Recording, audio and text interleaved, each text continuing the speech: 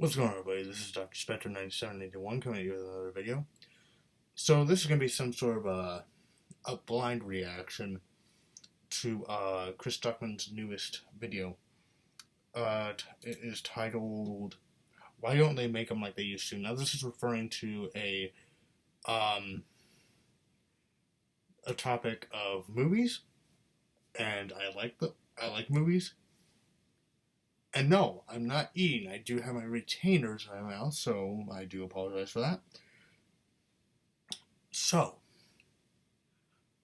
um,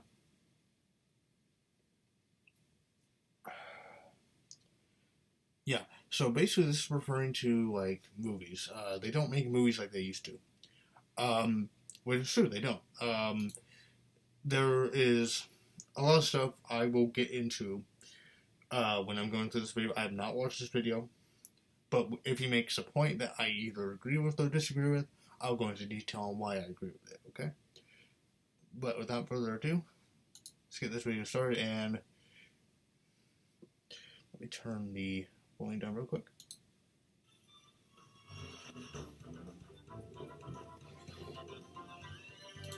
By the way, I just like to comment on the intro. So, I liked his older intro with the acoustic mariachi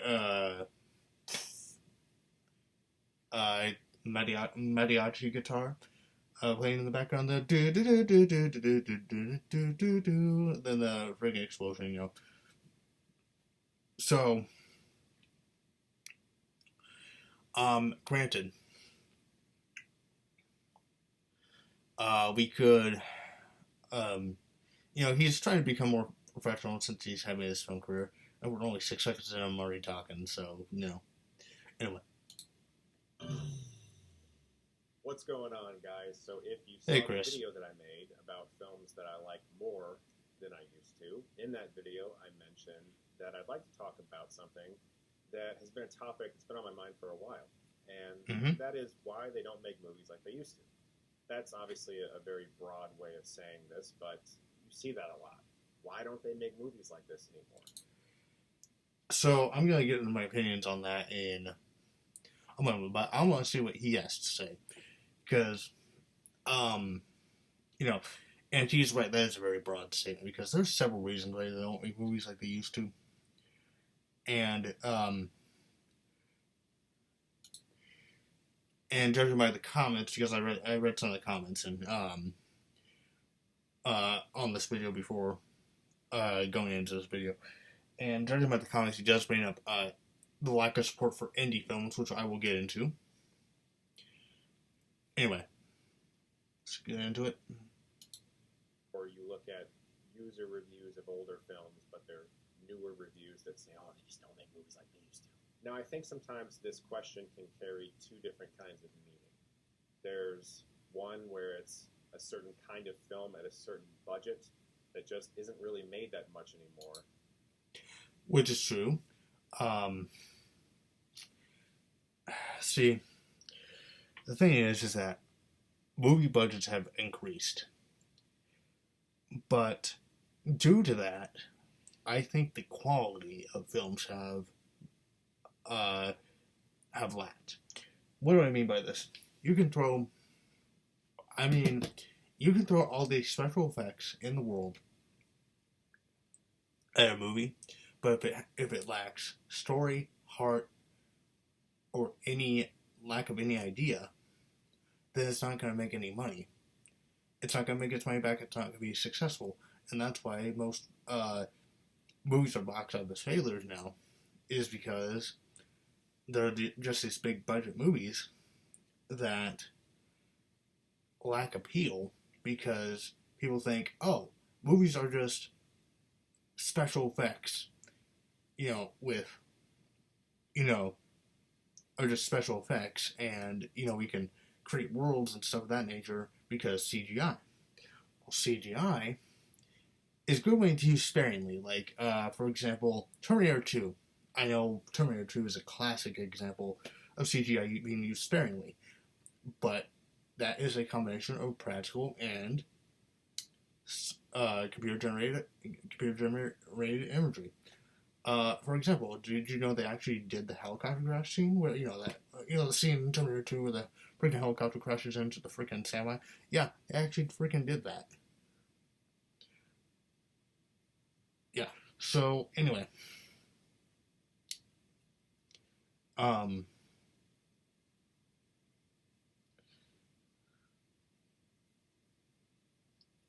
anyway, um, yeah. Anyway, I went on this tangent long enough. Or about a certain topic or a more small scale story. And then there's also more of a political win. Oh, and then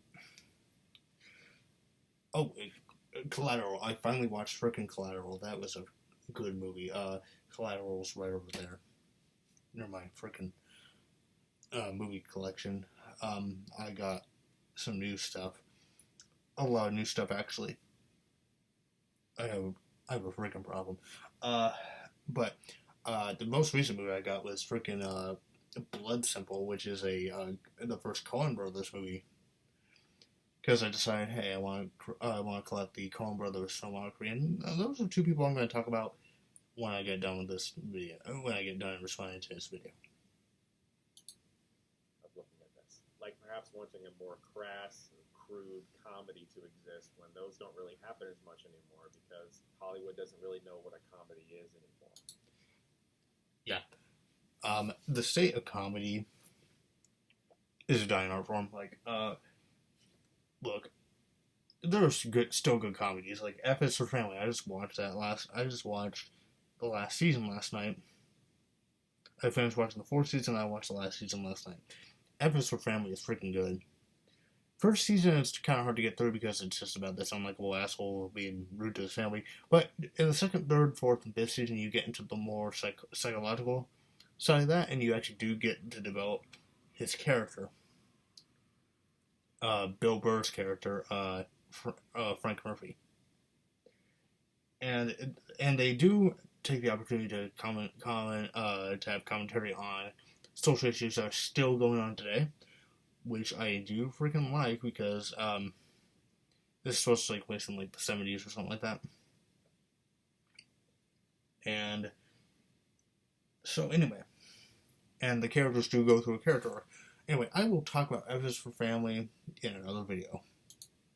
Because everyone has to be super careful about everything that's ever said, and so sometimes people want some of those more quote-unquote offensive movies to be made, or films like Commando, except not released straight to DVD. So what's the reason for this? Well, there's a couple different things I want to talk about, and I'm sure there's a lot more that I don't necessarily... Okay.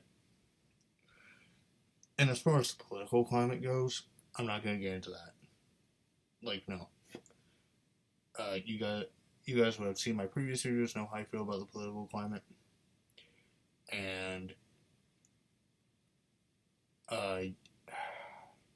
unfortunately, you know who I voted for, and who I voted for, I totally freaking regret it. Because, let's just say, what happened on January 6th, made me regret my vote.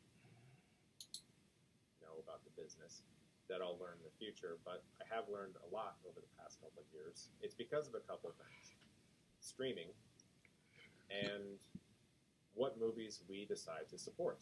When it comes to streaming, it gets blamed for a lot of things, but we're just going to focus on one in particular, that of its impact on DVD and Blu-ray sales. DVD and Blu-ray sales are significantly down. If you look behind me, I clearly like that shit. But I'll be honest that even I buy way less than I used to. Mostly because it's a space issue. I ran out of room. Yeah, so one thing that I want to comment on is lack of DVD sales, okay? It's because people have a lot of streaming, there's a lot of streaming services now. Where, and the lack of room. Like, yeah, I ran out of room. I have a whole bunch of DVDs I don't even have room for. So I'm having a hard time just trying to find space for them. Anyway, I'm only 2 minutes and 4 seconds into this video. I've already paused it several times. Anyway, now kind of chosen to just buy those ones that I really truly love. For your average person who doesn't love film like I do, that's going to happen even less because It's okay. I like Netflix, movies like Amazon Chris Prime, does, but Hulu, or Disney Plus, you know, Shudder, or any of the other it just streaming depends. services. What this does is it means that the films are earning less money. Before the streaming era really took off, a film used to be able to rely on the DVD or Blu-ray release as almost a second opening. They would make so much more Yeah, that's money how Family Guy got that they revived could actually fund twice, I think. movies that don't get made because Adult Swim kept on They would airing Family actually Guy, take so risks they on brought a it back $50 for. million movie or a $70 million movie. Look at a film like Signs or Unbreakable. There is no way in hell Okay, a movie like granted, Signs I love would be Unbreakable, made but I've never seen unless it was Signs, made so for I like can't $5 million. exactly And that's just from 2002. comment on Signs, Just but about I love every horror Unbreakable. film nowadays is 10 million or below. There's the rare Halloween Kills, but that's because it's fucking Halloween. It's this giant IP. But even that film, nowhere near the type of budget it would have been made for in the past. Yeah. Nowadays, films are pretty much 1 to 10 By the way, I million. just like to say Halloween or H2O was a it's a stupid Marvel fucking title. There's no middle ground. Because of streaming, DVD and Blu-ray sales are significantly down. For that reason, Hollywood can't rely on that second opening, sort of, to get a lot of money back. This is something that isn't talked about that much when it comes to streaming. Streaming is usually blamed for killing Blockbuster or... Yeah, well, that's because filmmakers refuse to adapt to the streaming service environment. For content's sake, and that word content gets thrown around a lot when you're talking about I'll comment on that later. But that's not really the issue. Sure, you can rent a movie on Amazon for $3.99 or $5.99 or whatever. Or I could watch Home Alone on... It's not the same as a Blu-ray. Or I could just watch Home Alone on Disney Plus since it's on there. You know, renting a movie on Amazon Prime, no. I'd just rather watch it on Disney Plus, thank you. Or a DVD that costs $20 or $25. And I remember... Heck, even movies I own for Disney, I watch them on Disney Plus. I will watch them on Disney Plus. Like Princess and the Frog. I found that in my movie collection. I was like, oh, I could just watch it on Disney Plus. Which I did. I watched it on Disney Plus like months ago. During the beginning of the pandemic, when there was nothing to do. Anyway. Noticing this, especially during COVID, when certain films were released onto streaming for $20, and people were freaking the fuck out about that cost. And I was like, they need to make their money back, guys.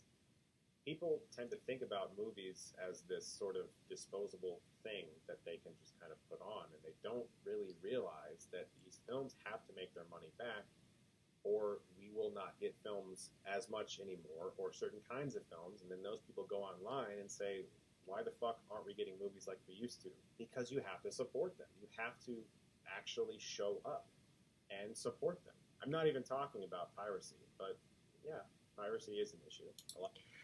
Yeah, well, see, piracy wouldn't be such an issue if movies didn't cost an arm and a leg to get into them. For example, for my parents and I to go to the movies together, let's just say, pre-COVID, right? Cost about maybe $30-$40 to get into the movie, just for the tickets. Now, concession stand, that's $20 down the line. So you're spending about $60 to go to the movies.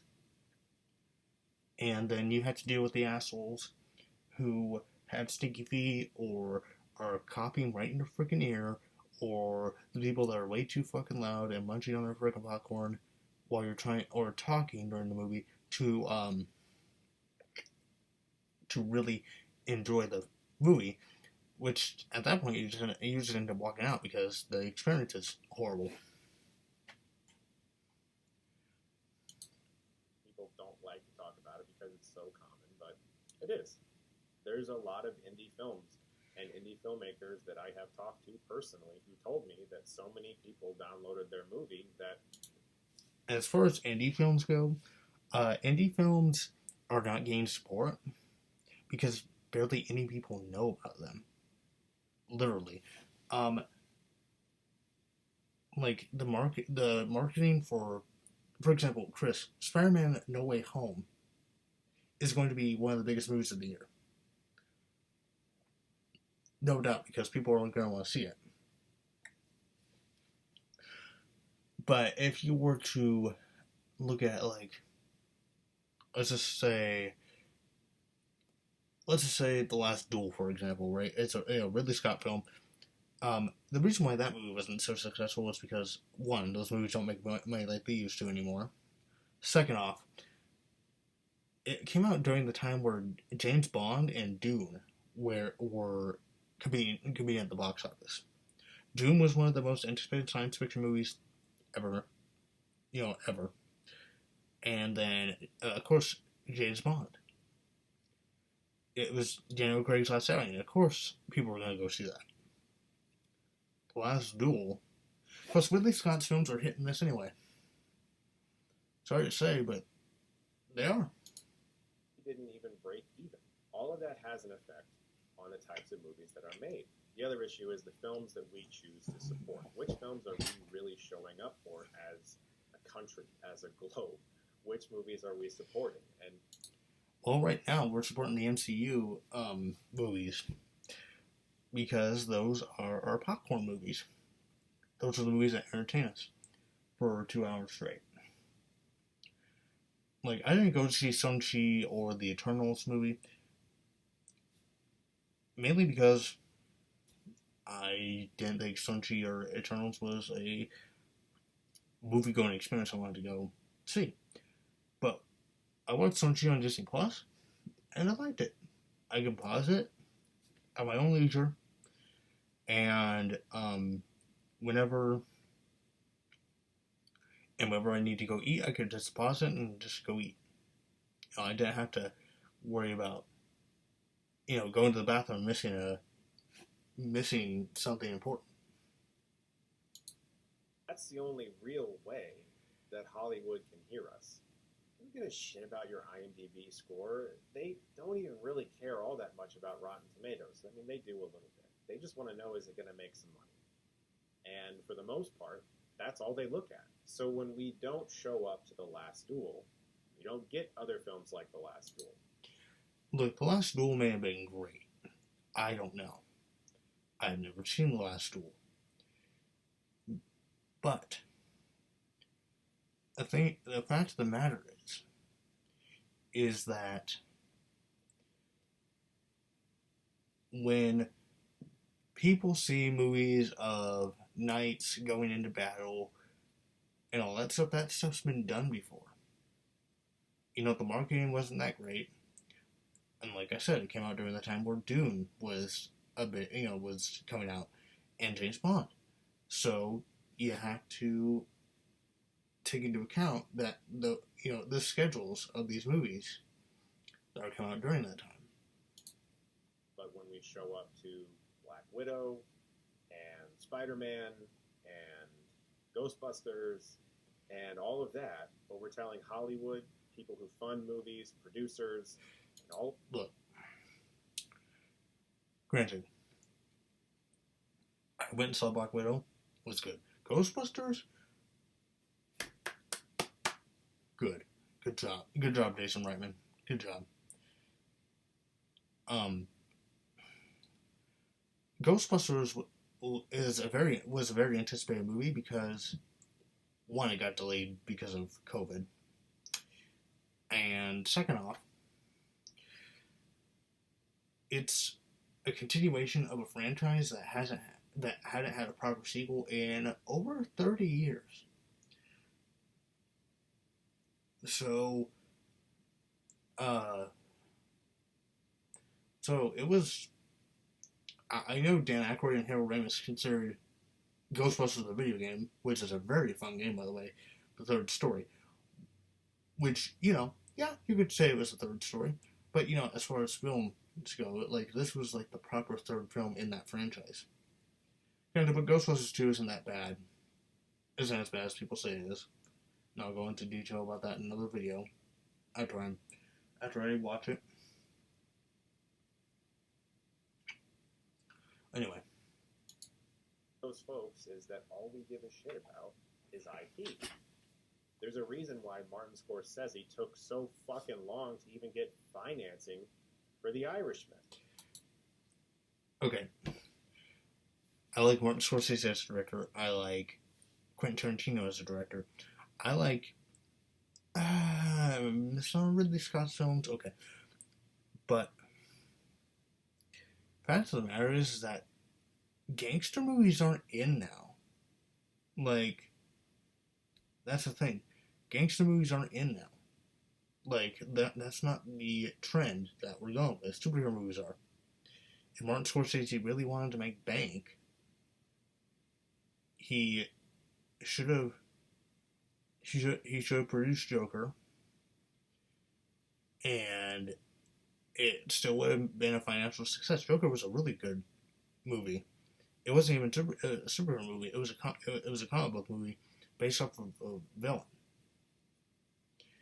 If he really cared that much about making bank, then he should have played ball.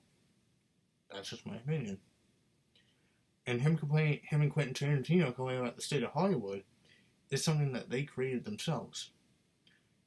Because when they were young and dumb, they were making risque films that pushed the norms, but now those rebel ideas have become the norm. Which is nuts. He's Martin Scorsese. He's made like 100 iconic movies. One of the reasons why M. Night Shyamalan is even able to continue to make original thrillers is... Oh my god, YouTube ad. Don't freaking... A, he has a name that's very recognizable, but B, he's self-financing them. Which is what directors should be doing. In this day and age, they should be self-financing their own shit. Especially if you're Martin Scorsese and Quentin Tarantino. Self-finance your own shit. Let me turn off the autoplay.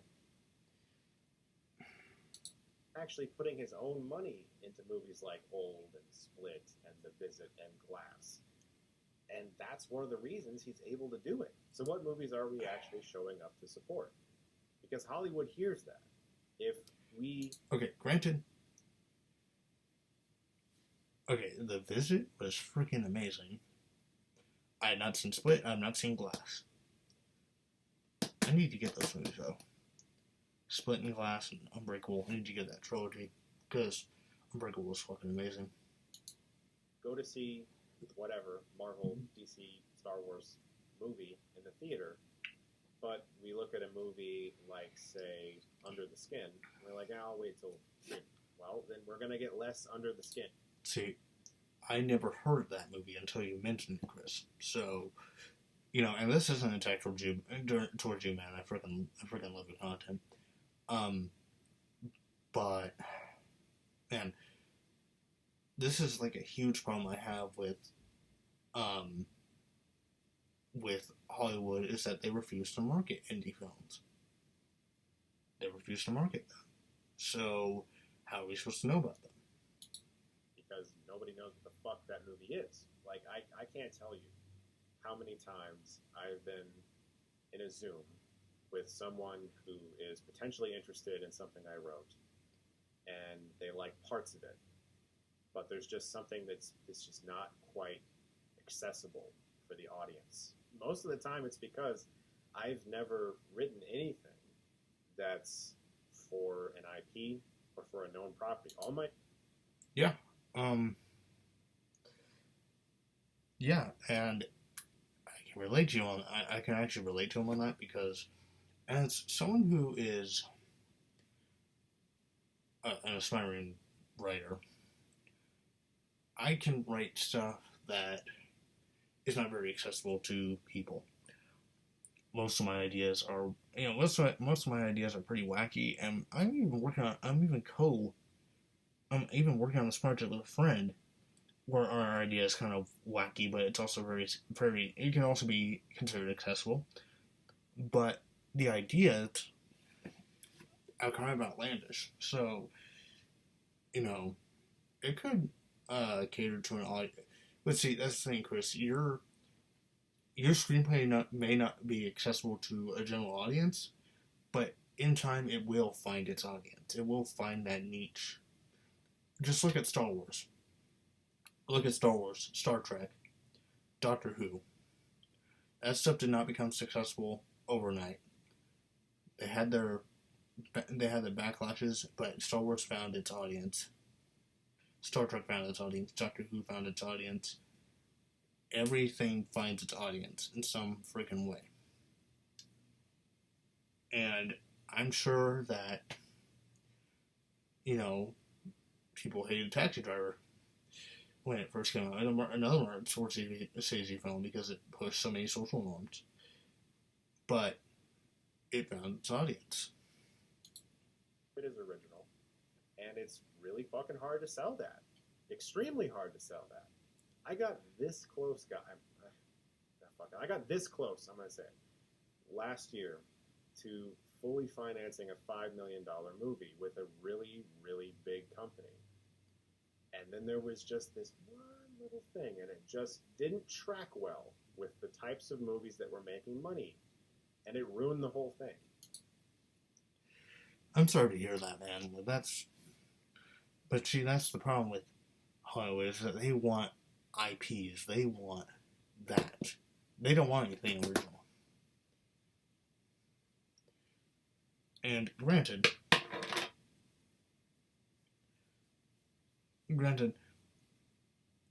if you were to maybe add a superhero twist at the end or something like that, then you'd probably make some bank, This is very, very real for a lot of people. So that question, why don't they make movies like this anymore? There's a lot of reasons. Why don't we get films like Francis Ford Coppola making The Rainmaker? Or not a great movie necessarily, but Vanilla Sky. These movies you don't see them that much. And those types of auteur filmmakers like a Paul Thomas Anderson are starting to make smaller budget stuff because they know even with giant stars, they can't get that shit financed. So it really is about, like, what are we showing up to see? If we want to see movies like the ones they used to make, we have to support them when they come around. We can't just... Okay, so...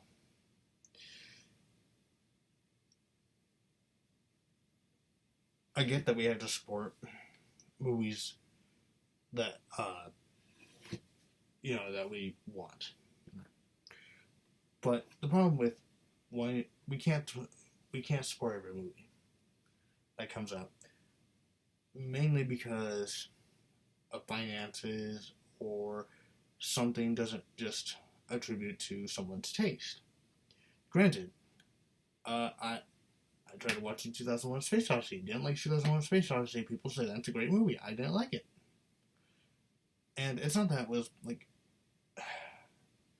How do I say this? It was kind of slow. Not that I don't like slow burn films, but there was just a lot of things, like, going on that, except for, like, Dave and Hal. Dave and Hal was, like, the most interesting part of the movie.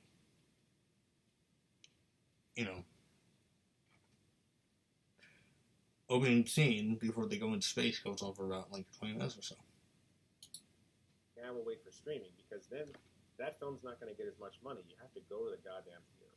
I have so many feelings on this topic, clearly, but I hope this was at least semi-informative for people, and I hope... Well, it was informative, and granted, because the reason why people aren't going to the movies right now is because we're still in the middle of a pandemic. And the pandemic is causing people to stay home and watch shows like Inside Job, Arcane, Arcane.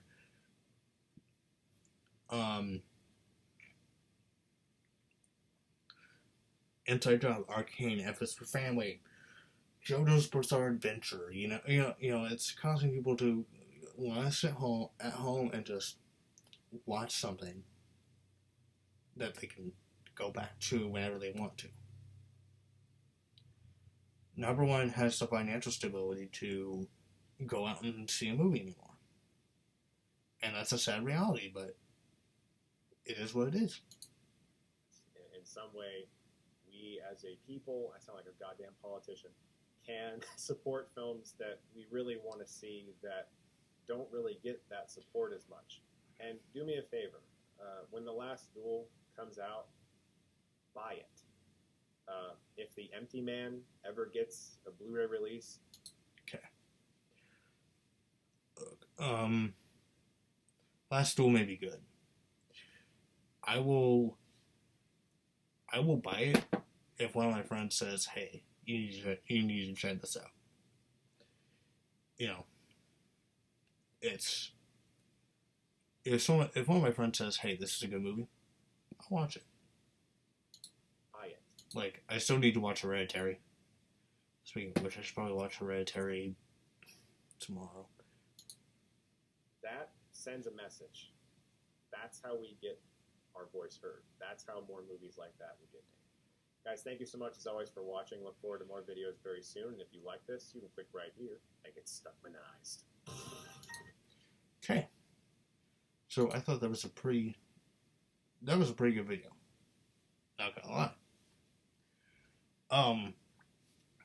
But just a lot of things in there that he mentioned that I actually do agree that we do need to support indie films, but the fact of the matter is that Hollywood refuses to market them. So how are we supposed to know that the newest indie film is coming out?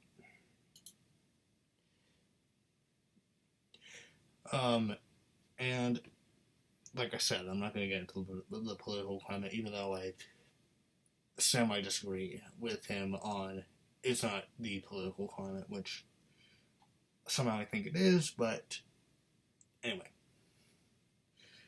Anyway, guys, that's my video. I will see you guys in the next one.